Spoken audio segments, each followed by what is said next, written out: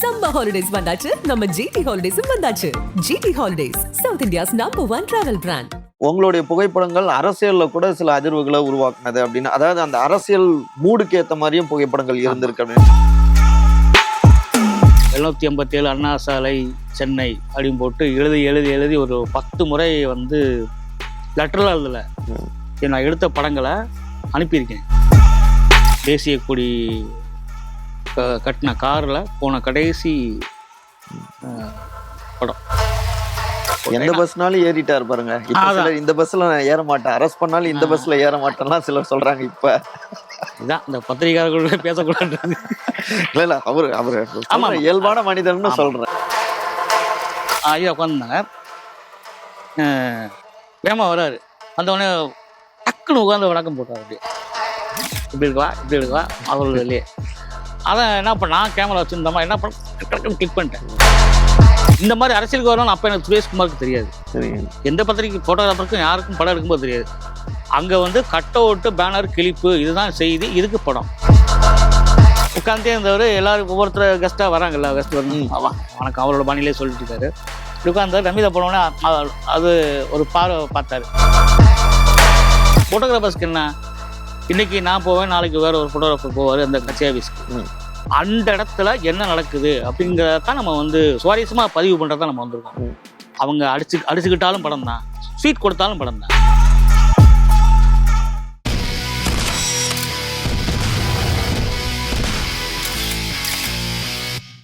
உங்களுக்கு 757 உங்க வாழ்க்கையில எப்படி அது ஒரு மாற்றத்தை உருவாக்குனுச்சு? அண்ணா சாலை, எனக்கு எப்படி சொல்றது, விகடனுடைய அலுவலகம். விகடன் அதான் 787 அண்ணா சாலை சென்னை அப்படின்னு போட்டு எழுதி ஒரு 10 முறை வந்து லெட்டரில் எழுதலை, நான் எடுத்த படங்களை அனுப்பியிருக்கேன். எதுக்காகனா ரொம்ப சுவாரஸ்யமாக இருக்கும் அந்த விஷயம்.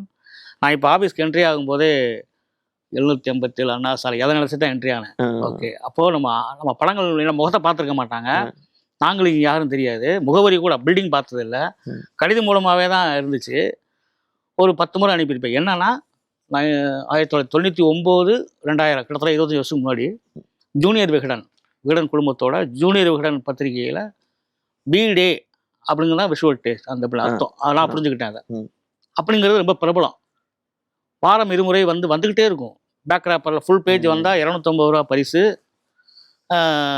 2 படமாக போடுவாங்க சடனாக. 2 படம் நல்லா இருந்துச்சுன்னா அந்த வாரத்தில் 2 படம்லாம் வந்திருக்கு, 150 ரூபா ஒவ்வொரு படத்துக்கும். ஏன்னா நம்ம பத்திரிகையில் வந்து கேலக்ஸி அந்த புதுசு மாலை முரசில் பத்திரிகைக்கு துணுக்கு எழுதுறதுக்கு பைசா தருவாங்க, கோல போட்டி நடத்தினா வாசகர்களுக்கு பைசா தருவாங்க, எழுத்தாளர்களுக்கு, கவிஞர்களுக்கு, ஹைக்கூ நிறைய தருவாங்க. புகைப்படத்துக்குன்னு எனக்கு தெரிஞ்சு பண்ணது வந்து விகடன் தான். அதனால தான் எனக்கு அந்த விகடனுக்கு எனக்கும் ஒரு பெரிய இது. ஏன்னா அதுதான் நான் ரொம்ப நாள் வாழ்க்கையில் மறக்க முடியாத சம்பவம். அது மாலை முரசில் வேலை பார்த்துட்டு இருக்கும்போது வேலையை முடிச்சுட்டு 3 மணிக்கு கிளம்புறேன். வழக்கமாக 7 to 3 தான் வேலையை. ஏன்னா ஈவினிங் பத்திரிக்கைனால வேலை முடிஞ்சிடும். 3 மணிக்கு பிரிண்டிங் ஓடும், கிளம்பிடலாம். பஸ்ஸில் போயிட்டுருக்கேன். போகும்போது மிஜரா காலேஜ், அந்த பெரியார் பஸ் ஸ்டாண்ட்லேருந்து மிஜரா காலேஜ் பாலம் ஏறி இறங்கி போயிட்டுருக்கேன். ஃபுட்பாலில் தொங்கிட்டு போயிட்டுருக்கேன். அப்போ அந்த காம்பவுண்டு, பாலிடெக்னிக் காம்பவுண்ட் இருக்கும். அந்த காம்பவுண்டில் வந்து கணேஷ்னு ஒரு படம், டப்பிங் படம் ரொம்ப வந்து ஒரு போஸ்டர் ஒட்டியிருந்தாங்க. என்னன்னா, தர்பூசணி சீசன். அது தர்பூசணியாக அடுக்கி வச்சு விளத்துட்டு இருந்தாங்க. நான் கலந்து போயிட்டேன். போனதுக்கப்புறம் ரீகால் பண்ணேன். அடுத்த ஸ்டாப் போகிறதுக்குள்ளே ரொம்ப அது படுத்துருக்க மாதிரி ஒரு ஏதோ பொம்பளை படுத்துருக்க மாதிரியே இருக்கே, நல்லா இருக்கே. அப்போலாம் இந்த விகடன் பார்த்துருக்கேன்ல, பத்திரிக்கை வந்ததுக்கப்புறம் புத்தகம்லாம் படிக்கிறது பார்க்குறது பழக்க முடியாது. நம்மளும் விஷுவல் டெஸ்ட் அனுப்பலாமா அதை ஒரு தோணுச்சு. உடனே இறங்கிட்டேன். அடுத்த ஸ்டாப்பில் ஆண்டாள் பக்கத்தில் இறங்கி உடனே திரும்ப இன்னொரு பஸ் மாதிரி வந்து ஆஃபீஸ் போய் கேமரா எடுத்துகிட்டு வீட்டு அப்பெல்லாம் ஆஃபீஸ் வச்சுட்டு போயிடுவேன். அந்த கேமரா எடுத்துகிட்டு வந்து 10 ஃப்ரேம் உள்ள ஒரு பிட் இருந்தது, கலர் பிட். அப்பெல்லாம் பிட்டாக தான் வச்சுருப்போம். அதை திரும்ப லோடு பண்ணிவிட்டு அடுத்த பஸ்ஸை பிடிச்சி திரும்ப போய் இறங்கி அதை வந்து எடுத்துட்டேன். அந்த கடைக்காரர் கேட்குற, தம்பி இதை எடுக்கிற இணையடியா அப்படியே அதை எடுக்கிற, இல்லைண்ணே நான் கூட எடுக்கணுமா, நான் எடுத்துருவோம்ண்ணே சும்மா எடுத்துகிட்டு கிளம்பிட்டேன். உடனே ஈவினிங் வீட்டுக்கு போய் சாப்பிட்டு திரும்ப ஈவினிங் போய் ஆஃபீஸ் இது லேபில் போய் டெவலப் பண்ணிவிட்டு 10 ஃப்ரேமில் வந்து ஒரு 7 ஃப்ரேம் எடுத்திருப்பேன். அதை வேறு எக்ஸ்போஸில் எடுத்துருந்தேன், ஒய்டு கொஞ்சம் அப்படி இப்படின்னு எடுத்து டெவலப் பண்ணி பார்க்க ரொம்ப நல்லா இருந்துச்சு. டெவலப் பண்ணிட்டு இருக்கும்போது அங்கேருந்து வரான் அந்த டெவலப்பர், சாரி ஆன்லைன் சொல்லக்கூடாது, நல்ல மனிதர் தான், நல்ல நண்பர். வந்தோடனே பார்க்குறாரு, சுரேஷ் இங்கே எடுத்தது என்னமோ இருக்குது படமாக இருக்குது, நல்லா இருக்கியா, உடனே பிரிண்ட் போடுறாங்க. உடனே பிரிண்ட் போட்டு நான் ஒரு பிரிண்ட் வச்சுக்கிறேன். ஐயோ இப்படியா, முதல்ல நீ கிட்ட இருக்கு முக்கியமான விஷயம் நான் சொல்கிறேன் அப்படின்ட்டு உடனே பிரிண்ட் போட்டு 6x8 போட்டு 5x7 போட்டு வச்சுட்டேன். இப்போ நண்பர்கள் எங்கள் பெரியார் அந்த ஏரியா நண்பர்களாக இருக்காங்க, அவனை கூப்பிட்டு காட்டினேன். சூப்பராக மாப்பிள, நல்லா இருக்கடா, அனுப்புறாண்டா அதுக்கு. ஏன்னா அதை பற்றி தான் பேசிகிட்டு இருப்போம், விகடன் பற்றி. ஃபோட்டோகிராஃபர்னால 4-5 ஃபோட்டோகிராஃபர் பேசிட்டு இருப்போம். அனுப்பலான்னா அடுத்த நாளே நான் எழுத ஆரம்பித்தோம். அந்த அண்ணன் அந்த கடை புக்கை வாங்கிட்டு போயிட்டு வந்து கரெக்டாக பார்த்து மிஸ்டேக்கம் எழுதுறா, நானே எழுதுறேன் கூட. 757 அண்ணா தான் B.டே ஜூனியர் விகடன் 757 அண்ணா சாலை சென்னை அந்த போஸ்ட் பண்ணுறோம். ப்ரமோட்டர்ஸ் கொடுத்து அடுத்த வாரமே அந்த படம் பப்ளிஷ். அடுத்த இஷ்யூவில் வாரம் இருமுறையில் அடுத்த வாரம் பப்ளிஷ் ஆகிறது கூட எப்படி தெரியும்னா, நான் அதுக்கு கவனிக்கல, வரும் வராமல் போகும், அதை பற்றி ஒரு முயற்சி பண்ணுவோமே அப்படின்னு சும்மா ஜாலியாக தான் ஆரம்பிச்சது தான். வைகையில் வந்து அப்போ வரும் புக்கு, வைகை எக்ஸ்பிரஸில் வந்து 8:40 வரும், கடைக்கு 9 மணிக்கு வரும் கட்டு. ஒவ்வொரு வாரமும் அந்த 2 முறை காலையில் தான் கடைக்காரர் சொல்கிறாரு, நம்ம ரெகுலராக பழகிட்டோம்ல தம்பி, நேற்று பாட்டில் என்ன படம், அந்த படம் வந்திருக்கியா, அப்படியானே சந்தோஷம் அப்படின்னு உடனே போய் பசங்கள்லாம் அங்கங்கே ஒரு கடையில் 4 புக்கை வாங்கிட்டு வந்துட்டாங்க. வந்துட்டு விட்டேன். அடுத்த வாரம் மணி ஆர்டர் வருது வீட்டுக்கு, 150 rupees வருது. எங்கள் அம்மா வந்து யாருப்பா அனுப்புனா, 50 ரூபா 150 ரூபா இல்லைம்மா, எனக்கு ஒரு ஃபோட்டோ எடுத்தேம்மா, மாதம் தான் தருவாங்க, இப்போ மணி ஆர்டர் அனுப்புகிறாங்க உனக்கு, இல்லைம்மா அது வேறம்மா இது வேறம்மான்னு விட்டேன். இப்படி ஒரு இந்த மாதிரி தான் ஆரம்பிச்சது அந்த சுவாரஸ்யம். அதுக்கப்புறம் திரும்ப ஆரம்பிச்சுட்டே இருந்தேன். அப்போ தான் வந்து எனக்கு இந்த தேனி ஈஸ்வர் தேனி அப்படிங்கிற ஒரு மெயினில் வந்து ரொம்ப சுவாரஸ்யமான படங்கள்லாம் வர ஆரம்பிச்சிச்சு. அப்போ நான் தொடர்ந்து நானும் அனுப்புனேன். தேனியில் இருந்துக்கிட்டு மதுரைனால கொஞ்சம் இது இருக்கும், மதுரை பெரிய ஊர், தேனிலாம் சின்ன ஊர் அப்படி நினச்சிட்டு இருப்போம். அப்போ புரியுது, தேனி ஈஸ்வர் தேனின்னு ஒருத்தர் அடுக்கு அனுப்பினா அப்போ அது நம்மளும் அனுப்ப எடுத்து அப்படின்னு சொல்லி நம்மளும் வந்து அடுத்த எடுத்து அனுப்பிச்சிட்டு. அப்போ அவருக்கு எனக்குமான தொடர்பு அதுதான். நம்ம இப்போ இருக்கிற மிகப்பெரிய ஒரு ஒளிப்பதிவாளர். அவரும் ஸ்டுடியோலேருந்து தான் அடிப்பிலேருந்து வந்தவர், ரொம்ப அற்புதமாக கலைஞர். அதுக்கப்புறம் ரொம்ப பழக்கமாச்சு. அப்புறம் நான் போய் தேனியில் பார்த்தேன், அவன் பழக்கமாச்சு. அது வேற ஜேர்னி போயிட்டுருக்கு. நம்ம நண்பர்கள் இன்ன வரைக்கும் அந்த நட்பு வந்து எனக்கு இந்த புகைப்படம் மூலமாக தான், இந்த ஃபோட்டோகிராஃபி மூலமாக தான் இவ்வளோ நண்பர்கள் எனக்கு கிடைச்சிருந்தாங்க. நீங்கள் புகைப்படங்கள் எடுத்ததில் புகைப்படங்கள் உங்களுக்கு விருது வாங்கி கொடுத்துருக்கு, நிறைய உங்களை அறிமுகப்படுத்தியிருக்கு. அதை தாண்டி உங்களுடைய புகைப்படங்கள் அரசியலில் கூட சில அதிர்வுகளை உருவாக்குனது அப்படின்னு, அதாவது அந்த அரசியல் மூடுக்கு ஏற்ற மாதிரியும் புகைப்படங்கள் இருந்திருக்கு அப்படின்னு நான் கூட கேள்விப்பட்டேன். அந்த கூவத்தூர் சமயத்துல நீங்க அந்த இடத்துலலாம் போய் புகைப்படங்கள்லாம் எடுத்திருக்கீங்க அப்படின்னு. அந்த காலத்தை அப்படியே கண்ணு முன்னாடி கொண்டு வாங்கினேன். கூவத்தூர்ல என்ன அந்த சுவாரஸ்யமான சம்பவங்களை சொல்லுங்க. சுவாரஸ்யம் தான். நம்ம வந்து இல்லை, புகைப்படங்கிறதே ஒரு எதுவும் பொய்ய சொல்லாது, உண்மையாக தான் சொல்லும். முக்கியமாக செய்தி படங்கள் அவ்வளோ நம்ம வந்து நம்ம இஷ்டத்துக்கு உண்மையை தானே பேசுவோம் புகைப்படங்கள்.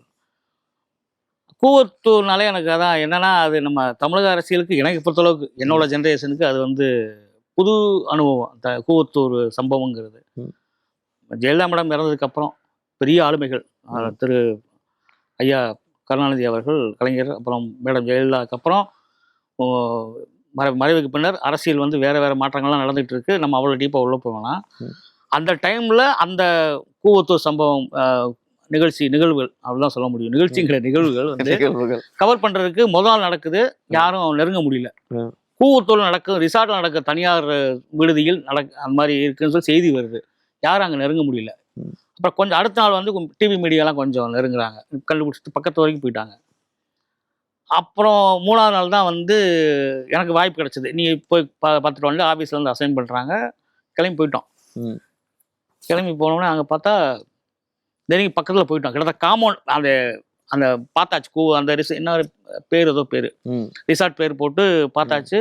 முதல்ல படம் எடுத்துட்டு, ஏன்னா அதுக்கப்புறம் என்ன விடுவாங்களான்னு தெரியாது, விரட்டிடுவாங்களான்னு தெரியாது. போலீஸ் ரொம்ப ஸ்ட்ரிக்ட் ஆகிட்டா இருந்து எடுத்தோடனே என்ன நடக்குது உள்ள பார்ப்போன்ட்டு காலை ஒரு 7 மணிக்கு போயிட்டோம்னு நினைக்கிறேன். ஆமாம், 7 மணிக்கு போயாச்சு. காம்பவுண்ட் ஏறி பார்த்தா ஒருத்தர் வந்து ஜாக்கிங் போகிறாரு, ஒருத்தர் வாக்கிங் போகிறாரு, ஒருத்தர் சைக்கிளிங் போயிட்டுருக்காரு. பார்த்துட்டேன். அப்போ என்ன எப்படி எடுக்கிறது, எடுத்தால் கேமரா பார்த்தோம்னா ரொம்ப இதாகிருமே, அவங்க நம்மளை நோட்டீஸ் பண்ணிட்டாங்கன்னா ரொம்ப பிரச்சனையாயிருமே அப்படின்ட்டு வியூ ஃபைண்டரு இப்போ தான் அந்த செல்லெல்லாம் வந்து டிஎஸ்எல்ஆர் தூக்கி எடுத்தாச்சு. எடுத்ததுக்கப்புறம் தான் தெரியுது அமைச்சர், சுகாதாரத்துறை அமைச்சர் விஜயபாஸ்கர், அப்புறம் எம்எல்ஏ தனியரசு, அப்புறம் இன்னொரு மினிஸ்டர், 3 பேரும் ஜாக்கிங் வாக்கிங். அவங்க இயல்பான காலை எழுந்தவனே வந்து அவங்க வாக்கிங் போகிறது எல்லாம் அவங்களோட நடவடிக்கை பண்ணிட்டு இருந்தாங்க. இதெல்லாம் படம் எடுத்ததுக்கப்புறம் தெரியுது இது நல்லா இருக்கு, இன்ட்ரெஸ்டிங்காக இருக்குது. கூவத்தூர் என்ன நடக்குதுன்னு கூட நம்ம கூவத்தூரில் என்பது என்ன நடக்குது அப்படிங்கிறத எடுத்துட்டு படம் அனுப்பிச்சாச்சு. ஆன்லைனில் பண்ணோன்னே ஆன்லைனில் வந்துச்சு, பிரிண்ட் வந்துச்சு, ரொம்ப நல்லா இருந்துச்சு. அதான் அந்த ஏன்னா யாரையும் நம்ம கிரிட்டிசைஸ் பண்ணுறதுக்காக நம்ம வந்து படம் போடல, அங்கே என்ன நடக்குது அப்படிங்கிறத பதிவு பண்ணணும். அது கொஞ்சம் இன்ட்ரெஸ்டிங்காக இருந்துச்சு. இன்னொரு படம் பார்த்தேன், இன்னைக்கு அவங்க எதிரும் புதிருமாக பயங்கரமா பேசிட்டு இருக்காங்க. தமிழ் காப்போம், தமிழ் மீட்போம், நம்ம மாநில உரிமைக்காக நாங்க தொடர்ந்து களமாடுவோம் அப்படின்னு தெரிவிச்சிட்டு இருக்காரு. அதாவது நம்முடைய முதலமைச்சர் திரு மு.க. ஸ்டாலின் அவரும் பிரதமர் திரு நரேந்திர மோடி 2 பேரும் சேர்ந்து சிரிச்சிட்டு இருக்க மாதிரி ஒரு படம் பார்த்தேன். அந்த நிகழ்வு வந்து திமுக அரசு வந்ததுக்கப்புறம் நடந்த மத்திய அரசு, அதுவும் பிரதமர் மோடி கலந்துக்கிட்ட முதல் நிகழ்வுன்னு நினைக்கிறேன். வந்தே பாரத் ரயிலோட தொடக்க விழா இங்கேருந்து கோயம்புத்தூருக்கு சென்ட்ரல். அப்போது முதல்வர் வராங்க, அதுக்கப்புறம் மோடி வராங்க. அவங்க ஸ்டேஜ் போட்டிருக்காங்க, ட்ரெயின் நிற்குது, ட்ரெயினை கொடிகாட்டி ஃப்ளாக் ஆஃப் பண்ணி அனுப்பணும். இதுதான் வந்து நிகழ்வு. அது மாதிரி கலை நிகழ்ச்சிகள்லாம் நடக்குது. இந்த பக்கம் பார்த்தா நார்த் இந்தியன் ஸ்டைலில் ஒரு அந்த பங்கராவா டான்ஸ் ஆடிட்டு இருந்தாங்க. அதுக்கப்புறம் நம்ம பரதநாட்டியம், அப்புறம் அந்த கட்டி மேலே இதெல்லாம் போட்டு கரகாட்டம்லாம் ஆடிட்டு இருந்தாங்க. 2 பேரும் ரசித்து அதே ஆப்போசிட்லன்னு பார்த்துட்டு இருக்காங்க. அது மோடியும் பிரதமரும் முதல்வரும் பார்த்துட்டு இருக்காங்க. அப்போ சுவாரஸ்யமாக ஏதோ சொல்கிறாங்க, அங்கே வந்து இது வந்து இது சொல்லி எக்ஸ்பிளைன் பண்ணுறாங்க. அந்த டைமில் நல்ல மூடு, அதுதான் ஹைலைட்டாக இருந்தது. அதான் அந்த நியூஸ் ஃபோட்டோவை பொறுத்தளவுக்கு அந்த மொமெண்ட்டை வந்து கேப்சர் பண்ணுறதுல தான் வந்து இதே இருக்குது. வழக்கம் போல் கொடியை அசைக்கிறது வந்து விஷுவலில் வந்துடும். இப்போ இருக்கிற மீடியா, சோசியல் மீடியா, அதாவது ஊடகம், எப்படி சொல்கிறது, விஷுவல் மீடியா வளர்ந்ததுக்கப்புறம் அது வந்து பெரிய சுவாரஸ்யம் இல்லாமல் இருக்குது. நியூஸ் ஃபோட்டோங்கிறது ஏதாவது விஷயத்த சுவாரஸ்யம், இது ஸ்டில் நிறுத்தி எந்த காலத்துலேயும் இது வந்து எதுக்கு வேணாலும் பயன்படும். ஆமாம், அவர் ஏதோ சொல்கிறாங்க, அப்புறம் இவர் கை கட்டுறாங்க. 2 பேரும் எதிரும் புதிருமா இருக்கிறவங்க என்னப்பா 2 பேரும் சிரிச்சுக்கிட்டு, அதுவும் வந்து அது ஒரு 10 நாள் விவாத பொருளா ஊடகங்கள்ல. அதுக்கப்புறம் தானே சிலர்லாம் இன்னமும் திமுக அதிமுக பி டீம்னு சொன்னாங்க. ஒவ்வொருத்தரும் இப்படி சொல்றாங்க. இப்ப நிறைய பேர் திமுகவே நீங்க பிஜேபி பி டீம் தான் இப்படி மாறி மாறி எல்லாத்துக்கும் பாருங்க சிரிச்சுக்கிட்டு இருக்காங்க அப்படிங்கிற மாதிரி சொல்லுவாங்க. அரசியல் அப்படி இருக்கு. ஒரு அதுதான் இந்த படம் வந்து எந்த காலத்துக்கும் அது வந்து நமக்கு விவாதங்களை உருவாக்குறதாவும், விவாதங்களும் சொல்ல முடியாது, எது வேணாலும் நடக்கலாம். அந்த படத்துக்கு பின்னாடி எதை வேணாலும் சொல்ற அளவுக்கு அந்த படம் வேல்யூவா இருந்தது.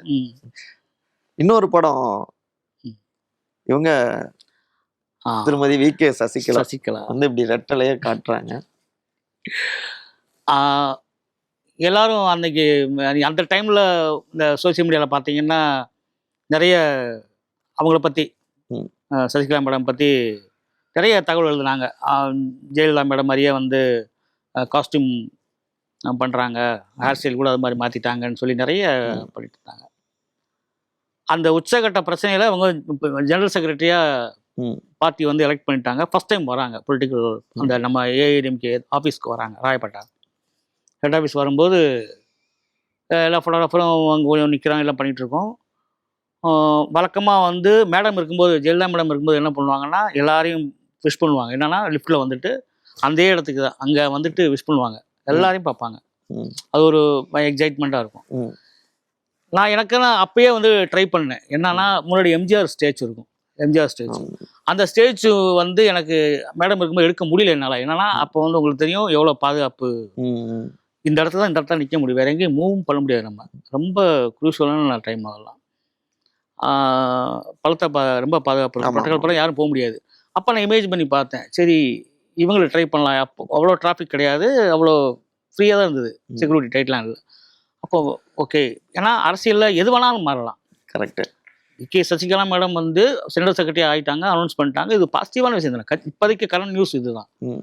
நாளைக்கு எப்படி வேணால் மாறலாம், அது நமக்கு என்னோட இது கிடையாது. அப்போ எனக்கு என்ன தேவை, இவங்க வந்து பார்ட்டியோட அதிமுகவோட பொதுச் செயலாளர் அப்படிங்கிறப்ப ஹைலைட் ஸ்டோரி அதுதான், அதாவது நியூஸ் அதுதான். அப்போ என்ன பண்ணலாம், எம்ஜிஆர் ஸ்டேஜ் கம்போஸ் பண்ணலாம். பழைய ஞாபகம் வந்தது. இப்போ ஏறுவோம் அந்த பஸ் ஸ்டாப்லன்னு சொல்லி ஒரு பஸ் ஸ்டாப் மாதிரி இருக்கும், அது மேலே ஏறி நின்று கொஞ்சம் கம்போஸ் பண்ணி எடுத்து எப்படியா இருந்தால் இங்கே தான் வருவாங்க, இந்த இடத்துல வர தெரியும்.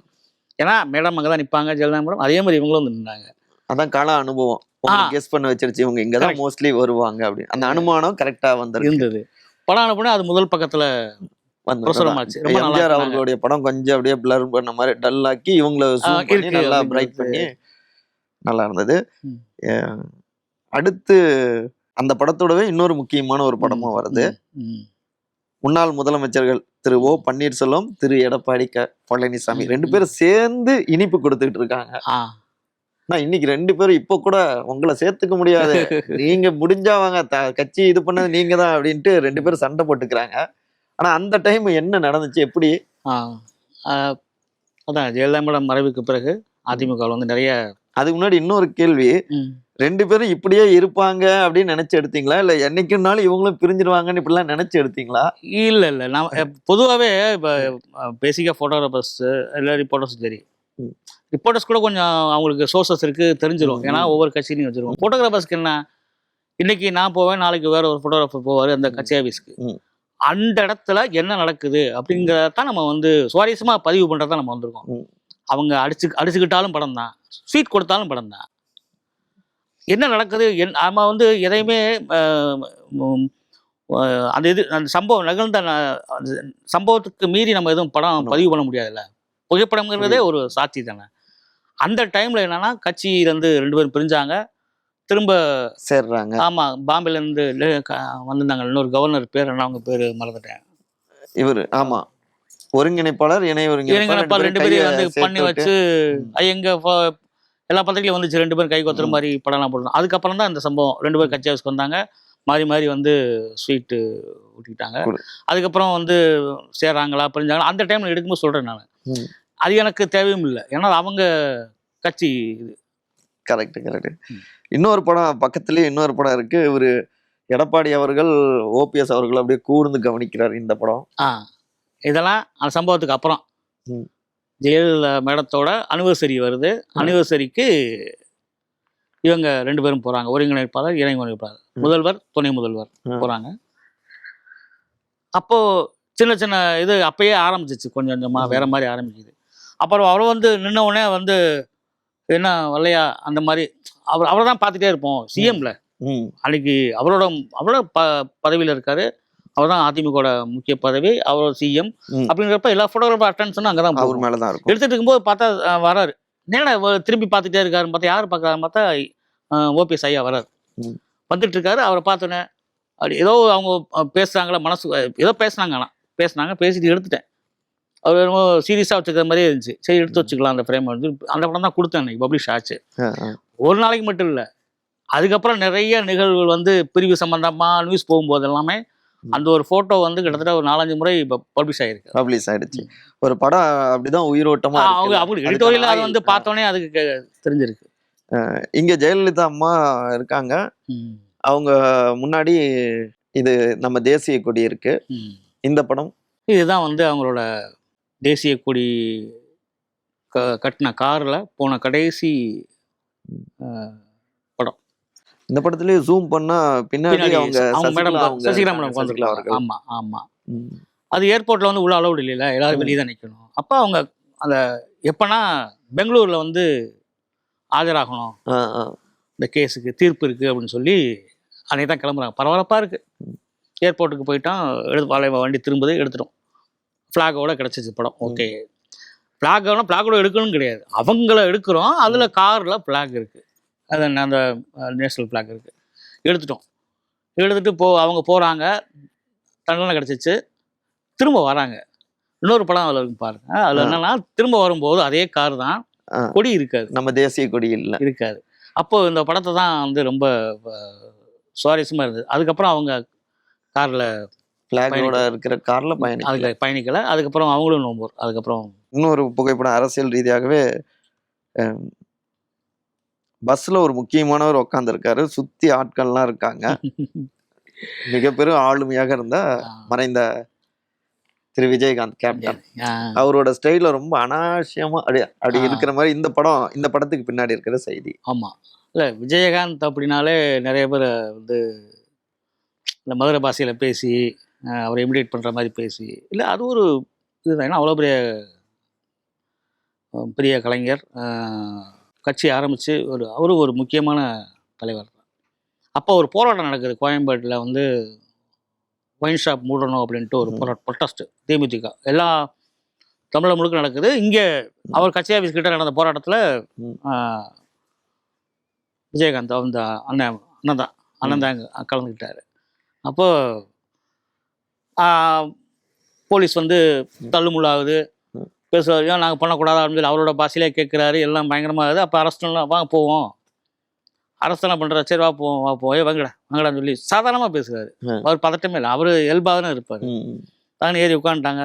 எந்த பஸ்ஸில் ஏறணும், இங்கே ஏறணும் சார் அப்படின்னு சொல்லி போலீஸ்லாம் கைட் பண்ணுறாங்க. போகலாம் வா உட்காடு அப்படிலாம். அந்த மாதிரி அவர் பஸ்ஸில் உட்காந்தோடனே அவர் இயல்பாக இருப்பார்ல. கண்ணாடி போட்டிருந்தாரு, கண்ணாடி கட்டி பாக்கெட்டில் வச்சிட்டாரு. எனக்கு கூட்டத்தில் விழுந்துருன்ட்டு ஏதோ வச்சுட்டு அப்படின்னு சொல்லி இப்படி அவர் இயல்பாக அவரோட செயலை பண்ணிட்டு இருந்தார். அப்போ நல்லா இருந்தது. அப்போ ஏறி ஏன்னா சும்மா நடந்து வர்றது அல்லது எல்லாம் எடுத்தாச்சு. பட் இது நல்லா இருந்துச்சு, நல்லா இருக்கும். எடுத்ததுக்கப்புறம் தான் தெரியுது சுவாரஸ்யமாக இருந்தது. இதுவும் அந்த படங்கள் எந்த பஸ்னாலும் ஏறிட்டாரு பாருங்க. இந்த பஸ்ல நான் ஏற மாட்டேன், அரெஸ்ட் பண்ணாலும் இந்த பஸ்ல ஏற மாட்டேன்லாம் சிலர் சொல்றாங்க. இப்ப இதான் இந்த பத்திரிகையாளர்களோட பேசக்கூடாது. இல்ல அவரு இயல்பான மனிதன்னு சொல்றேன். நல்ல படமா இருக்குன்னு அது பாருங்க. அதுக்கு ஒரு ஒப்பீடுக்கே அது உபயோகமாகுது இல்ல. அது வந்து பார்வையாளர்களோட மனநிலையோ இல்ல வேற ஒரு பத்திரிகையாளரோ இல்ல வேற ஒரு அரசியல்வாதியோ இப்படி வேணா அந்த படத்தை பார்க்கலாம். சுரேஷ்குமார் அந்த படத்தை எடுக்கும்போது இப்படி வேணா பார்க்கல. நான் ஒரு படம் காலங்கள் வந்து அந்த படங்கள் வேற மாதிரி கூட யோசிக்கணும். அவரோட இயல்பா காட்டிங்க, அவரோட எப்படி இருப்பாரோ அதை காட்டி அந்த இதுல இது பண்ணிருக்கீங்க. இன்னொரு படம் ரொம்ப பிடிச்சதா இருந்துச்சு, மாபெரும் 2 ஆளுமைகள். ஒருத்தர் முன்னாள் முதலமைச்சர் மறைந்த திரு கலைஞர் மு கருணாநிதி, இன்னொரு பக்கம் உலக அளவுல இன்னைக்கும் அவருடைய அதிரடி திரு ஜாக்கி சான். கெத்தா இருக்காரு. ஆனா அவரு எல்லாத்தையும் ஹாவோன்னு அடிச்சு அப்படி பறந்துகிட்டே இருப்பாரு. அவரு கையெடுத்து இப்படி கும்பிட்டு இந்த படத்துக்குள்ளார நிறைய விஷயங்களுக்கு மாதிரி. எனக்கு எப்படி எடுத்தீங்க இந்த படம்? அந்த டைம்ல வெயிட் பண்ணீங்களா இந்த மாதிரி ஒரு படத்துக்கு? என்ன நடந்துச்சு? இல்ல கலைஞர் அவங்க முதல்வர் இருக்கும்போது தசாவதாரம் படத்தோட ஒரு விழா நடந்த ஆடியோ லான்ச். தசாவரம் தான் நினைக்கிறாரு. தசாவதாரம். ஆமாம், ஆடியோ லான்ச் அப்போ மீடியா இன்வைட் பண்ணியிருக்காங்க. நேரு ஸ்டேடியம் நடந்துச்சு.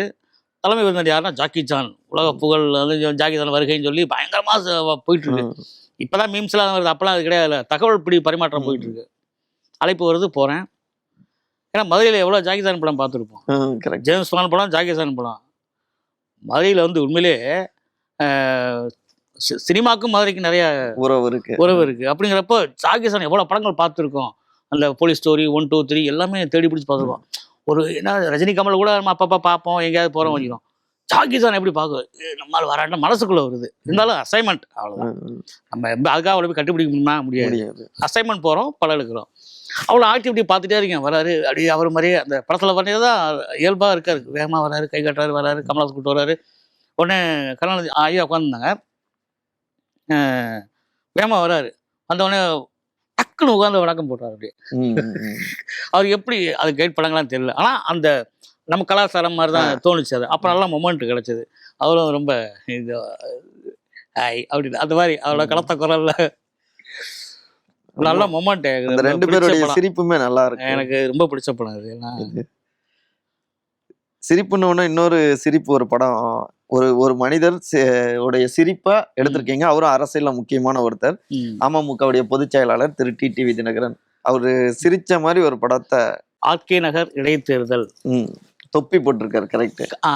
அப்போ வந்து அதிமுகல சில ஒரு இடைத்தேர்தல் நிற்கிறப்ப சின்னம் பிரச்சனையாகுது. அப்போ தண்டையார்பேட்டை அந்த ரீஜனல் ஆஃபீஸில் வந்து அந்த தொகுதி அந்த தேர்தல் அலுவலகம் இல்லையா, அங்கே போய் ஃபைல் பண்ணிவிட்டு சின்ன அலாட் ஆகிற நேரம் வந்து என்ன சின்ன கொடுக்கணுன்ட்டு வெயிட் பண்ணிகிட்டு இருக்காங்க. கொடுத்துட்டு இவங்க எப்படி ரெடியாக கேப்போட போனாங்களான்னு இன்ன வரைக்கும் எனக்கு தெரியல. ஏன்னா அவர் உள்ளே போய் ஒரு 1 ஹவர் கழிச்சு தான் வந்து தொப்பி சிம்பிள் கிடச்சிருக்குன்னு சொல்லி ஒரு இன்ஃபர்மேஷன் வருது. அப்போ வெளியெல்லாம் பட்டாசு ஒழிச்சு அவங்க சப்போர்ட்டர்ஸ் அமமுக. அப்போ அமமுகவில் இருந்தாரான்னு தெரியல. அமமுகவா அல்லது தனியாக தான் இருக்கலாம். அமமுக கிடையாது, அது சரியா நான் டக்குன்னு ஞாபகம் இல்லை. ஆர்கே நகர் இடைத்தேர்தலில் போட்டுக்கிட்டாரு. இந்த பட்டாசுலாம் என்னங்க பட்டாசுலாம் என்ன திடீர்னு இல்லைங்க தொப்புச்சனை கிடச்சிச்சிங்க. அப்படியா இப்போ வருவாரா வெளியே? இந்த அண்ணன் வந்துடுவாருங்க இப்போ அப்படின்னாங்க. அந்த பிஆர்ஓ மீன்ஸ் சப்போர்ட்டர்ஸ் மீடியா பார்க்குறவங்க. அப்போ எல்லாரும் வெயிட் பண்ணிட்டு இருக்கோம். சரி வருவார். அவர் பார்த்தா நிறைய கும்பலாயிடுச்சு. வெளியே வரும்போதே அவர் வந்து அந்த தொப்பியோடு தான் வந்தார். சுவாரஸ்யமாக இருந்துச்சு. சரி எடுத்துட்டேன். எடுத்ததுக்கப்புறம் அதில் சாரி ஒரு சிரிப்பு இருக்கும் அப்படின்ற ஏதோ அந்த மொமெண்ட் இருந்தது. இதை உடனே ஆஃபீஸ்க்கு அதாவது ஆன்லைன் அனுப்பின உடனே ரொம்ப நல்லா இருக்கு அப்படின்னு சொல்லி அந்த நியூஸ்க்கு அது ரொம்ப ஹைலைட்டாக பண்ணியிருந்தாங்க. இன்னொரு படம் திரு விஜயகாந்த் அவர்களுடைய ஒரு படத்தை எடுத்திருந்தீங்க, அரெஸ்ட். இது அதே போல ஒரு சினிமா துறையில இருந்து அரசியல் ஆர்வத்தோடு இன்னொருத்தர் அடி எடுத்து வச்சிருக்காரு. தாவேகாவுடைய தலைவர், இப்ப அப்படிதான் சொன்னோம், திரு விஜய். அவருடைய ஒரு போஸ்டர் இருக்கு, சர்க்கார் போஸ்டர். அதை கிழிச்சிட்டு யாரோ அது மாதிரி ஒரு படம். இந்த படத்துக்கு பின்னாடி இருக்கிற விஷயம். அந்த படம் இல்லை, விஜயோட படங்கள் ஒரு படம் மட்டும் இல்லை, 2-3 படங்கள் ரிலீஸ் ஆகும்போது அதிமுக பேரில் நினைக்கிறேன். ஆமா, அவங்க பேர் தான். ஆமா, அவங்க பேர் சர்க்கார்ல. அப்போ சர்க்கார்லாம் வந்து வரும்போது ரொம்ப எதிர்ப்புகள் வந்துச்சு. எல்லாருக்கும் தெரியும், அது செய்தி தான் அது. அப்போ தேட்டரில் வந்து காசி தேட்டரில் வந்து கட் அவுட் வச்சுருக்காங்க. தொண்டர்கள்லாம் போய் அதை அடித்து ஒடிக்கிறாங்க. சர்க்கார் படத்துக்கு மட்டும் கிடையாது, அதுக்கு முன்னாடி இன்னொரு படத்துக்கும் வந்துச்சு. என்னது, நிறைய படங்கள் வந்து தலைவா படத்துல தொடங்கிய வரிசையா 2 கவர்மெண்ட்லயுமே அதிக அளவுல அப்பயே அவர் ஆரம்பிச்சுதான் நினைக்கிறேன் இந்த அரசியல் பயணத்தை. அது என்னன்னு தெரியல. ஆனா இந்த படமும் ஒருத்தர் கிழிக்கிறாரு அப்படிங்கிற மாதிரி. அதான் இந்த மாதிரி அரசியலுக்கு வரணும். அப்ப எனக்கு சுரேஷ்குமாருக்கு தெரியாது, தெரியும். எந்த பத்திரிக்கை போட்டோகிராஃபருக்கும் யாருக்கும் படம் எடுக்கும்போது தெரியாது. அங்க வந்து கட் அவுட், பேனர், கிளிப்பு, இதுதான் செய்தி, இதுக்கு படம். இந்த படம் வித்தியாசமா இருக்கு. சூப்பர் ஸ்டார் திரு ரஜினிகாந்த் அந்த சிரிப்பு என்ன அர்த்தம்னு தெரியல. பக்கத்துல அவங்க நமிதா அவர்கள், நமிதா அப்பதான் வந்து இன்ட்ரோ ஆகி பீக்ல இருந்த நேரம். ரஜினி சாரோட பர்த்டே. வழக்கமாக வந்து ரஜினி சார் வந்து பர்த்டேனா ஒன்று ஹிமாலயா போயிடுவார் அல்லது ஷூட்டில் இருப்ப ஏதாவது ஒரு சந்தர்ப்பங்கள் இருக்கும். ஃபஸ்ட் டைம் எனக்கு தெரிஞ்சு அந்த ஒய்எம்சிஏ கிரவுண்டில் வந்து ராயப்பேட்டையில் வந்து அவங்க ஃபேன்ஸ்லாம் சேர்ந்து பர்த்டே செலிப்ரேட் பண்ணாங்க. அப்போ வந்து சூப்பர் ஸ்டார் வந்திருந்தார், வந்து மேடையில் உட்காந்துருக்காங்க. அப்போ நமிதா என்ட்ரி ஆகுறாங்க, அவங்களுக்கு கெஸ்ட்டு. உட்காந்துட்டே இருந்தவர், எல்லாரும் ஒவ்வொருத்தர் கெஸ்ட்டாக வராங்கல்ல, கெஸ்ட் வரணும், வணக்கம் அவரோட பாணியிலே சொல்லிட்டு இருக்காரு. இப்படி உட்காந்தார். நமிதா போனோடனே அது ஒரு பார்வை பார்த்தாரு. அதான் அந்த சூப்பர் ஸ்டார் அது என்ன பண்ண, அவர் என்ன பண்ணாருமே படம் தானே அது. கரெக்ட். அவரோட பார்வையே வந்து ரொம்ப சடனாக நோட்டீஸ் பண்ணி கிடக்கிற எடுத்துட்டேன். அது எடுத்தோடனே அடுத்த நாள் தான் ஆஃபீஸில் போய் கட்டினோடனே ரொம்ப அவங்க ஆஃபீஸில் ரொம்ப கமெண்ட் பண்ணாங்க, ரொம்ப நல்லா இருக்கு இந்த படம், யூஸ் பண்ணலாம். கரெக்ட். நல்லா மாலை போட்ட படம்லாம் வேணாம், இது நல்லா இருக்கு, இது போடலாம் அப்படின்னு. இன்னொரு படம், புகைப்படங்களை நீங்க மட்டும்தான் எடுப்பீங்களா, நாங்களும் எடுப்பாங்கிற மாதிரி இன்றைய சிஎம் திரு மு.க. ஸ்டாலின் பக்கத்துல டெப்டி சிஎம் திரு உதயநிதி ஸ்டாலின் இவர் படம் எடுக்கிறாரு. ஆமா, இல்ல அது என்னன்னா, அது எப்படி சொல்றது, படம் எடுப்பாரான்னு எங்களுக்கு தெரியல. என்னன்னா, உலக புகைப்பட தினம் அப்படின்னு வருஷம் வருஷம் கொண்டாடுவாங்க உலகம் முழுக்க. அப்போ நாங்கள் எங்களுக்கு ஒரு அசோசியேஷன் இருக்குது, தமிழ்நாடு பத்திரிகை புகைப்பட கலைஞர்கள் சங்கம் அப்படின்னு. அது மூலமாக வந்து வருஷம் வருஷம் ஏதாவது நிகழ்வு நடத்திட்டே இருக்கும். அதுக்கு முன்னும் இப்போ 2 வருஷத்துக்கு முன்னாடி வந்து மரக்கன்றுலாம் நட்டோம். அப்போ கங்கதீப் பேடி கமிஷனர் இருந்தாங்க, கார்பரேஷன் அவங்க வந்து பணம் சீஃப் கெஸ்ட்டாக வந்தாங்க, பண்ணாங்க. ஸோ இந்த வருஷம் வந்து என்ன பண்ணலாம், அதாவது நான் 24 என்ன பண்ணலாம் அப்படின்னு கேட்குறப்ப சிஎம்கிட்ட அப்பாயின்மெண்ட் கேட்டு பார்ப்போம்னு கேட்டாங்க. அப்போ நேராக வீட்டுக்கு வந்துடுங்க, காலையில் ஒரு 1/2 hour தான் டைம் இருக்குது, நீங்கள் காலையில் வீட்டுக்கு வந்துடுங்களாங்க. அப்போ நான் ஃபோட்டோகிராஃபர்ஸ் எல்லோரும், ப்ரெஸ் ஃபோட்டோகிராஃபர்ஸ் எல்லோரும் போகிறோம், விஷ் பண்ணுறதுக்காக, அவரோட விஷயம் வாங்குறதுக்காக போகிறோம், பேசுகிறோம். அப்போ சடனாக என்ன தோணுச்சுன்னு தெரியல, எவ்வளோ நாள் தான் நீங்களே எடுப்பீங்க, இன்றைக்கி எடுக்கிறேன் அப்படின்னு சொன்னோடனே அவர் என்ன எல்லாம் ஃபோட்டோகிராஃபரை நீங்களாம் எடுக்க மாட்டீங்களாப்பா, நான் எடுக்கவான்னு ஏதோ பேசியிருக்காரு. உடனே கேமரா கொடுத்துட்டாங்க. நம்ம நண்பர்கள் கேமரா, யார் கேமரா இருந்தில்ல, அவர் ஒன்று எடுக்க ஆரம்பிக்கிறார். இப்படி எடுக்கவா அவர்களே. அதான் என்ன பண்ண, நான் கேமரா வச்சுருந்தோமா என்ன பண்ண கிளிக் பண்ணிட்டேன். அவர் எடுக்கிற மாதிரியே கிளிக் பண்ண உடனே அதுவும் நியூஸாகவே எங்களை ஃபோட்டோகிராஃபிக்காக சிஎம் வந்து ஃபோட்டோ எடுக்கிறாரு அப்படின்னு சொல்லி கேப்ஷன் போட்டிருந்தாங்க. இந்த படத்தை வந்து என்ன பண்ணேன், ஆந்திர பிரதேஷ் ஃபோட்டோகிராஃபர் அசோசியேஷன் ஒவ்வொரு வருஷமும் ஒரு கான்டெஸ்ட் நடத்துவாங்க. அவங்க ஆந்திர பிரதேஷ் அவங்க ஒரு அமைப்பு இருக்குது, ஃபோட்டோ ஜேர்னலிஸ்ட்டு. அவங்க நடத்துகிறப்ப அதுலேயும் 2-3 அவார்டெலாம் வாங்கியிருந்தேன். இந்த படத்தை அனுப்பினேன், நான் ஜென்ரல் நியூஸ் கேட்டகரிக்கு அனுப்பியிருந்தேன். அந்த படமும் அது அவார்டு கிடைச்சது. அதான் ஒரு சிஎம்ஏ அந்த ஒரு நாள் ஃபோட்டோ ஜேர்னலிஸ்டாக மாற்றிட்டீங்க, எல்லாரும் சேர்ந்து நம்ம ஃபோட்டோகிராஃபர்ஸ். அது ஒரு மொமெண்ட், நல்ல ஒரு ஹாப்பி மொமெண்ட்டாக இருந்துச்சு. இப்போ நீங்கள் சொன்னதுலேருந்து, நீங்கள் விருதுக்காக படம் எடுக்கல, நீங்கள் நம்ம சிறப்பாக வேலை பார்க்குறோம், அதில் கிடைச்ச ஒரு படத்தை நம்ம விருதுக்கும் அனுப்புகிறோம் அப்படின்னு சொல்லி புரிஞ்சுக்கிட்டேன். இன்றைய தலைமுறையில் நிறைய பேர் ஸ்டூடெண்ட்ஸ்லாம் நாங்கள் பார்க்குறோம், புகைப்பட ஆர்வத்தோடு புகைப்படத்துறையில் வராங்க. அவங்களுக்கு இந்த விருது வாங்குறதுக்காக படங்களை எப்படி அனுப்புறது, அது சம்பந்தமா கொஞ்சம் சொல்லுங்களேன். ஆஹ் அதாவது நீங்க அவங்களுக்கு நீங்க சொல்ற ஒரு அறிவுரை, அன்பான அறிவுரை அந்த மாதிரி கூட வச்சுக்கலாம். அறிவுரையெல்லாம் சொல்ற அளவுக்கு யாருக்கும் சொல்லவும் வேணாம். ஏன்னா டெக்னாலஜி எவ்வளோ வளர்ந்துருச்சு. ம். இப்போ நான் சொன்னேன்ல, இப்போ விகடனில் ஆரம்பிச்ச அந்த ஒரு முதல் படம் அனுப்புனதே வந்து கிடைச்சிருக்குன்றப்ப அடுத்தடுத்து அனுப்பணும்னு தோணுச்சு எனக்கு. ம். இதே வேலையா தெரியல இல்லை Correct. தோணுச்சு. அதுக்கப்புறம் சென்னைக்கு வந்ததுக்கப்புறம் இமெயில் அக்சஸ் வந்தது. ம். அப்போ ப்ரௌஸ் பண்ணும்போது சும்மா சாதாரணமாக தேடும்போது நோட்டிஃபிகேஷன் வரும். அப்போ அதை ஒன்ஸ் நீங்கள் சப்ஸ்கிரைப் கொடுத்துட்டீங்கன்னா அது சம்மந்தம் வந்துக்கிட்டே இருக்கும். வந்துகிட்டே இருக்கும்.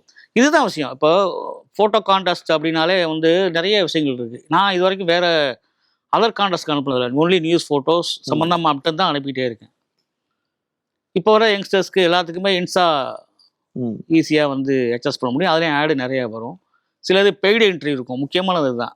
பெய்டு என்ட்ரின்னு அனுப்பிட்டு ஒரு படத்துக்கு வந்து 350 ரூபா என்ட்ரி ஃபீஸ் வாங்குவான்றது நான் வந்து ரொம்ப இதாக சொல்லலை, வாங்குவாங்க. ம். அது அவங்களோட இயல்பு. ஏதோ ஒரு பிஸ்னஸ் பர்பஸ்க்காக வாங்குறாங்க. எனக்கு அதில் உடன்பாடு இல்லை. ம். உங்களுக்கு அது அவங்க விருப்பம். அது 300 ரூபா கட்டி என்ட்ரி பண்ணி என் படத்தை நான் வந்து நல்ல படம்னு ப்ரூஃப் பண்ணணும், அல்லது நல்லா இருக்கு நீங்கள் கட்டாயத்தில் நீங்கள் வந்து கொடுங்க, 300 ரூபா கொடுத்தா தான் கொடுக்கணும். நீங்கள் படம் கட்டாயப்படுத்தலாம் இல்லையா, அது நமக்கு செட் ஆகாது. அதனால் மேக்ஸிமம் முடிஞ்ச அளவுக்கு நான் ஃப்ரீ என்ட்ரி, அதுவும் ஜேர்னலிசம் சம்மந்தப்பட்டது தான் படம் அனுப்புவேன். ம். நம்ம நோட்டிஃபிகேஷன் வந்து இப்போ இருக்கிற டெக்னாலஜியை கற்றுக்கிட்டு இந்த கொடுக்குற தீமில் ம். ரிலேட்டடாக இருக்கா மட்டும்தான் நம்ம முதல் பார்க்கணும். இதை எடுத்ததுக்காக படத்தை அனுப்பாமல் ம். ஏற்கனவே படம் எடுத்திருப்போம், இந்த படம் இந்த தீமுக்கு சரியாக இருக்குமா ம். முதல்ல நம்ம ரசிக்கணும். கான்ஃபிடெண்ட்டாக இருந்தால் மட்டும் அனுப்பலாம். ம். சும்மா அனுப்பிட்டு அது செலக்ட் ஆகலை, இல்லை ரிசல்ட்டு வேறு ஃபோட்டோ கொடுத்துருக்கான் அப்படின்னா அதில் நமக்கு நம்ம மேலே தான் மிஸ்டேக். அது ஆர்கனைசர் மேலே மிஸ்டேக் கிடையாது. அது டிசப்பாயின்மெண்ட் ஆகக்கூடாது. அப்படியா, சரி இன்னொரு படம் அனுப்புவோம், அவ்வளோ அப்படி போயிட்டுருக்கணும். இல்லை இந்த படத்துக்கு நம்ம கமெண்ட் பண்ணுறது ரொம்ப தப்பு. அந்த படத்தோட என் படம் நல்லா தானே இருக்குது, அப்படி கிடையாது. இதை விட அது பெட்டராக அந்த ஜூரிக்கு தோணியிருக்கலாம். ம். யாரோ இருப்பான் ஜூரி, ஜப்பானோ சைனாவோ அல்லது மலேசியாவோ, யார் வேணா இருக்கலாம் ஜூரி. அதுதான் அந்த மாதிரி. உங்களுடைய நல்ல படங்களை நீங்க அனுப்புங்க, நிச்சயமா வெற்றி கிடைக்கும். தொடர்ந்து try முயற்சி பண்ணுங்க, பண்ணிட்டே இருங்க. பண்ணுங்கன்னு கிடைக்காது சொல்றீங்க. கூட என்ன, அது நான் தான் சொல்றேன்ல, இது விருதலுக்காக வந்து எந்த படமும் என்னைய பொறுத்தளவுக்கு நான் எடுக்கிறது இல்லை. ம். அதுக்காக நீங்களும் தேடி போகணும். அவங்க ஹாபியா இருந்தா மட்டும் நீங்க அதை பார்க்கலாம். அது உங்களோட தனிப்பட்ட விருப்பம். விருப்பம்.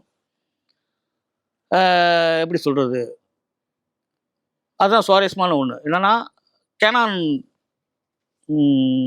நிறுவனம் 2011 வந்து பெங்களூரில் வந்து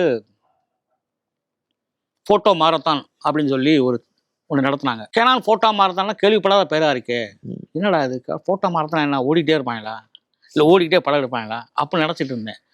அப்புறம் அவங்க கொடுத்துருந்தாங்க அந்த டீட்டெயிலெலாம். என்ன போட்டிருந்தாங்கன்னா, கேனான் மாரத்தான் என்ன அர்த்தம் அப்படின்னா, இந்தியா முழுக்க இந்தியாவில் ஒரே நேரத்தில் டெல்லி, மும்பை, சென்னை, பெங்களூர் 3 இடத்துலையும் 10 மணிக்கு ஒரு தீம் சொல்லுவாங்க. 1 மணி நேரம் தான் டைம். என்னன்னா, ஒரு தீம் சொல்லுவாங்க 10 மணிக்கு. அந்த தீமில் ரிலேட்டடாக ஒரு படம் தான் ஃபைல் பண்ணணும். 1 ஹவரில் வந்து ஃபைல் பண்ணணும். 11 o'clock மூடிடுவோம் அந்த கவுண்டரை. அப்போ டிஜிட்டல் சிப்பு தானே, சரி வந்துருச்சு அப்போலாம் 2011 தான். அந்த மோஸ்ட் தீம் சொல்கிறாங்க. எனக்கு பெங்களூர் வந்து போயிருக்கேன், பெங்களூர் அடிக்கடி போயிருக்கேன், வந்திருக்கேன். ஆனால் சிட்டி முழுக்க சுற்றுறதுக்கு எனக்கு வந்து வழி தெரியாது. அப்போ எனக்கு நண்பர்கள், இந்த பெங்களூர் நண்பர்கள்ட்ட கேட்குறேன், இது மாதிரி வந்திருக்கேன், இதுக்கு வண்டி இருந்தால் எனக்கு கொஞ்சம், ஹெல்மெட் இருக்கா, இல்லை ஹெல்மெட் இல்லை, பரவாயில்லையா, எனக்கு என் வண்டி தரண்டி போயிட்டு எனக்கு ரூட் தெரியாது அப்படின்னு. எனக்கு கொஞ்சம் வேலை இருக்குது, நான் முடிச்சுட்டு மத்தியானம் வரவான்னு கேட்டாங்க. அப்போது காலையில் ஏதோ பக்கத்தில் எடுப்போம்னு சொல்லி ஒரு தீம் கொடுத்தாங்க. பக்கத்துலேயே பார்க் சுற்றி 2 படம் எடுத்துகிட்டு ஃபைல் பண்ணியாச்சு. 2வது தீம் கொடுக்குறாங்க 12 to 1, அதான் டைமு. 12 மணிக்கு ஒரு தீம் சொல்கிறாங்க. இந்த தீமுக்காக ஒரு படம் எடுக்கணும், ஒரே படம் தான் ஃபைல் பண்ணணும், எவ்வளோ வேணால் எடுக்கலாம், ஒரு படம். 3வது தீம் சொன்னாங்க ஆஃப்டர் லஞ்சு, திங்கிங் க்ரீன் அப்படின்னு. 2 தலைப்பு வந்து 2-3 வேற மாதிரி இருந்துச்சு. இது திங்கிங் க்ரீன். அப்போ யோசித்து பார்த்தேன், பெங்களூரு பேசிக்காகவே வந்து கார்டன் சிட்டி, அது இயற்கையாகவே அமைஞ்ச ஒரு நகரம். அப்போது இதுக்கு ரிலேட்டடாக கண்டிப்பாக எடுக்கலாம். ஏன்னா நான் ஆட்டோவில் வரும்போது பார்த்தேன், மெஜஸ்டிக்லேருந்து இந்த இடத்துக்கு வர்றதுக்கு பார்க்கும்போது ஆட்டோவில் மெட்ரோ ஒரு ரயில் ஒர்க் நடந்துட்டு இருந்துச்சு. அப்போது இப்போ கம்ப்ளீட் ஆகிடுச்சு. ஆமாம், மெட்ரோ ரயில் நடக்கிறப்போ அப்போ நண்பர்கிட்ட கேட்டேன், வண்டி வேணுயா, அந்த மாதிரி வந்துறியா சாப்பிட்டுட்டு இருக்கும்போது. டீம் சொன்ன உடனே ஃபோன் பண்ணுறேன், மறுபடியும் உடனே வர எங்கே இருக்க, அங்கேயே வரேன், 10 நிமிஷம் இல்லையா, 5 மணி 4 மணிக்குள்ள, ஆமாம் 5 மணிக்குள்ள கொடுக்கணும், சீக்கிரம் வந்துடு, வாயா பார்த்துக்கலாம் வா அப்படின்னு சொல்லிட்டு அப்புறம் கிளம்புற போய் பேசிட்டு போகிறேன். எங்கே மெட்ரோவில் இருக்குது, ஆமாம் இங்கே அண்டர் கிரவுண்டு இது கிடையாது, அங்கே நடக்குது, அங்கே போகுமா போகலாம் அப்படின்னு. அப்போ தான் போய்கிட்டே இருக்கும். திங்கிங் கிரீனாக என்ன நினச்சிட்டேன்னா, நான் வந்து மெட்ரோவில் இருக்கா கண்டிப்பாக மரங்கள்லாம் வெட்டியிருப்பாங்க. கார்டன் சிட்டினால பெங்களூர் மேக்ஸிமம் மரங்கள் அதிகம், கண்டிப்பாக மரத்தை வெட்டியிருப்பாங்க, பில்லர் போட்டு கட்டுற கண் பண்ணுங்க. அதே மாதிரி மரத்தெல்லாம் வெட்டி போட்டிருந்தாங்க.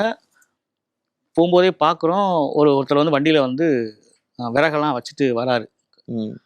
அப்போ பார்த்துட்டேன், படம் எடுக்கலான்னு பார்த்தா அது ஒரு மாதிரி ஸ்லோப்பாக இருந்தது. அப்போ வண்டி ஊட்டுன்றது கொஞ்ச நேரம் வெயிட் பண்ணுறேன். பார்த்தா இடையில வந்து நீங்கள் அந்த ஃபோட்டோவில் பார்த்தா தெரியும், இன்னொரு லேடி தலையில் வச்சுட்டு வருவாங்க, இன்னொரு சின்ன பொண்ணு வந்து வருவாங்க. 3 பேரும் பார்க்குறக்கே ரொம்ப பியூட்டிஃபுல்லாக இருந்துச்சு. வெயிட் பண்ணி அந்த மொமெண்ட் எடுத்தேன். 4:45 ஆயிடுச்சு, 1/4 மணி நேரத்தில் அங்கே வரணும், அந்த கண்டிவாரா ஸ்டேடியம் கிட்ட வரணும். அங்கே வரும்போது அதுக்குள்ளே வந்துட்டோம். 5 மணி கரெக்டாக அந்த ஒரே படம் தான். வரும்போதே நம்பர் பார்த்துட்டேன், இந்த படம் மட்டும் கொடுத்தா போதும், தலை கொடுக்க வேணாம், எதுவும் கொடுக்க வேணாம், ஒரே படம் அவ்வளோதான். கொடுத்துட்டு வந்துட்டேன். ஒரு 1 வீக் கழிச்சு மெயில் வருது, இந்த பிக்சர் வந்து ரொம்ப நல்லா இருக்கு, இதுதான் வந்து மோஸ்ட் இன்ஸ்பைரிங் ஆஃப் த டே அப்படின்ட்டு எனக்கு ஒரு கேனான் 1100D அப்போ வந்து புதுசு அது தந்தாங்க, பரிசாக கிடைச்சது. எதுக்காக சொல்ல வரேன்னா, இந்த தீம் ஓரியன்டாக எடுக்கிறதுன்றது ஒன்று இருக்குது, அல்லது நம்ம எடுத்த படங்களை இந்த தீமுக்கு ஆப்ட் ஆகும் அப்படிங்கிற நீங்கள் கான்ஃபிடென்ட்டாக இருக்கணுன்ற ஒரு இருக்கணும். நிறைவாக ஒரு கேள்வி, ஒரு செய்தி படம், ஒரு செய்தி படங்களை கொடுக்கக்கூடிய ஒரு புகைப்பட கலைஞர், அவரு எதை வளர்த்துக்கணும், எப்படி அவர் நடந்துக்கணும், அவர் எப்படி இருக்கணும் அந்த துறையில் ஒரு சக்ஸஸ் ஆகிறதுக்கு உங்களுடைய அனுபவத்திலேருந்து சொல்லுங்க. சக்ஸஸ் ஆகிறதுக்கு இப்போ எல்லாமே வந்து மேக்ஸிமம் வந்து விஸ்காம் கம்யூனிகேஷன் ஸ்டூடெண்ட்ஸ், அதாவது ஜேர்னலிசம் படிச்சுட்டு வர ரிப்போர்ட்டர்ஸாக வர்றாங்க. ஃபோட்டோகிராஃபர்ஸ் வந்து இப்போ 1000 பேர் ஒரு வருஷத்தில் படிக்கிறாங்க அப்படின்னா 5 பேர் வராங்க. 5 பேர்த்துல 3 பேர் தான் ஒரு 3 வருஷம் மினிமம் மேலே இருக்காங்க, இன்னும் இருக்காங்க. மீதி 2 பேர் போயிடுறாங்க. என்னென்னா காரணம், அவங்க எக்ஸ்பெக்டடாக வராங்க, இப்படி தான் இருக்கணும், இப்படி தான் இருக்கும்னு நினச்சி வராங்க. பட் இங்கே எப்படி சொல்கிறது, ஃபீல்டு ஒர்க்குன்றது வந்து வேறு. ஒவ்வொரு பத்திரிகையிலையும் ஒவ்வொரு மாதிரியான ஒரு அசைன்மெண்ட்ஸு, ஸ்டோரிஸு வெரைட்டியாக இருக்கும். இதில் நமக்கு உண்மைக்கே டெடிக்கேட்டாக நீ பிடிச்சிருந்த விருப்பப்பட்டு தான் செய்ய முடியும். நீங்கள் சும்மா வேலை கிடைக்குதுன்னு பண்ணோம்னா அது வந்து அது ஒரு வேலையாக தான் இருக்குமே தவிர ஒரு நல்ல ஒரு அவுட்புட்டு வராது அதில். அது மாதிரி நிறைய படங்களில் வந்து நீங்கள் பாருங்கள், ரெஃபரன்ஸ்க்கு பண்ணலாம், தப்பு கிடையாது. காலண்டர் ஒர்க்குன்னு இருக்குது. அதாவது காலண்டர் ஒர்க்னால் நியூஸில் என்ன, நான் என்னை பொறுத்தவரைக்கும் என்ன சொல்லுவேன்னா, தீபாவளி, பொங்கல், ரம்ஜான் அல்லது திருவிழா, இந்த படங்கள்லாம் வந்து ஒவ்வொரு வருஷமும் அதே தேதியில் வந்துக்கிட்டே தான் இருக்கும். அதுக்கு முன்னாடியும் படம் எடுக்கலாம். அந்த மாதிரி தீபாவளி முன்னிட்டு மக்கள் கூட்டம், அதாவது துணிவாங்க மக்கள் கூட்டம் டி நகரில் ஒரு படம் இருக்கும். ஆஃப்டர் அன்னைக்கு தீபாவளி அன்னைக்கு கூட பட்டாசு வெடிக்கிறது, அது ஒரு இதுதான். இதில் காலண்டர் ஒர்க் ரெகுலராகவே சில படங்கள் வந்துக்கிட்டே மாறி மாறி உங்களுக்கு தெரியும். படங்கள் பத்திரிகையில் பார்த்தனால ஏதோ செய்தி படங்கள் அன்னைக்கு வந்திருக்கும். இப்போ பொங்கல் முன்னிட்டு சிறப்பு பேருந்துகள் இயக்கம் கிளாம்பக்கத்துலேருந்து கூட்டம், அது ஒரு செய்தி படம் தான். இது மாதிரி தான். இப்போ இதை நீங்கள் எல்லாமே இது ஃபோட்டோகிராஃபராக ஒரு அசைன்மெண்ட் சொல்லாமலே நீங்களும் அதில் நீங்கள் இன்வால்மெண்ட்டாக அதான் சொல்ல வரேன், நீங்கள் அதுக்கு அடாப்ட் ஆகிக்கணும். இன்னொரு விஷயம், சில நாட்கள் போகும், அந்த அனுபவங்கள் தான் சில விஷயங்களை கற்றுக் கொடுக்கும். அனுபவங்கள் ஆனதுக்கப்புறம் உங்களுக்கே அதை வந்து பிடிச்சிருந்துச்சுன்னா கண்டினியூ பண்ணலாம். அதை நீங்கள் முன்ன சொன்ன மாதிரி தான் புகைப்படங்கள் சாட்சி அப்படின்னு சொன்னீங்க. அது மாதிரி உங்களுடைய அனுபவங்கள் அந்த காலத்தில் நடந்த விஷயங்கள் எல்லாவற்றுக்குமான ஒரு சாட்சியாகவும் இருக்குது. நிறைய விஷயங்களை நீங்கள் சொல்லியிருக்கீங்க. நீங்கள் சொன்னதுலேருந்து எப்படி இவ்வளோ நேரம் போனதுனே தெரியல, அந்த அளவுக்கு நிறைய விஷயங்கள் சொல்லியிருக்கீங்க. அதுலேருந்து நம்மளும் நிறைய கற்றுக்கலாம். ஸோ இதை பார்க்குற அன்பு நேயர்களும் நிறைய சூப்பரான படங்கள் எல்லாம் அவங்களுமே எடுக்கலாம் இனிமேல்.